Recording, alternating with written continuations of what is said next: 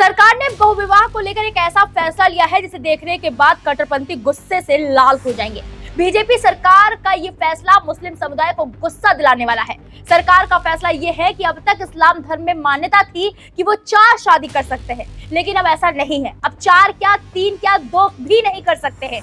BJP सरकार ने अब ऐलान कर दिया है कि कोई भी 2 शादी नहीं कर सकता। अगर करेगा तो उसे सरकारी नौकरी नहीं मिलेगी, और अगर वो सरकारी कर्मचारी है तब उसने दूसरी शादी कर ली तो फिर बड़ी सजा मिल सकती है।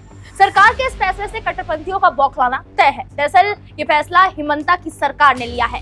असम के हिमंत बिस्वा शर्मा सरकार ने अपने कर्मचारियों पर जीवन साथी के जीवित रहते हुए किसी अन्य से शादी करने पर रोक लगा दी है और दूसरा विवाह करने पर दंडात्मक कार्रवाई की चेतावनी भी दी है।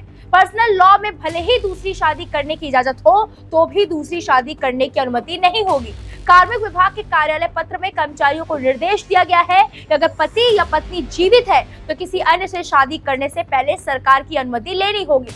इसमें तलाक के मानदंड के बारे में उल्लेख नहीं किया गया है। पत्र में कहा गया है कोई भी सरकारी कर्मचारी जिसकी पत्नी जीवित है सरकार की अनुमति के बिना दूसरी शादी नहीं करेगा, भले ही उस पर लागू होने वाले पर्सनल लॉ के तहत दूसरी शादी की अनुमति हो। इसी तरह कोई भी महिला सरकारी कर्मचारी जिसका पति जीवित है सरकार की अनुमति के बिना दूसरी शादी नहीं करेगी। यह आदेश तत्काल प्रभाव से लागू हो गया है। राज्य में सरकारी कर्मचारियों के लिए 1 से अधिक विवाह पर प्रतिबंध से संबंधित राज्य सरकार के परिपत्र पर असम के मुख्यमंत्री हिमंत बिस्वा शर्मा ने कहा, यह नियम पहले भी था लेकिन हमने इसे लागू नहीं किया था। अब हमने इसे लागू करने का फैसला किया।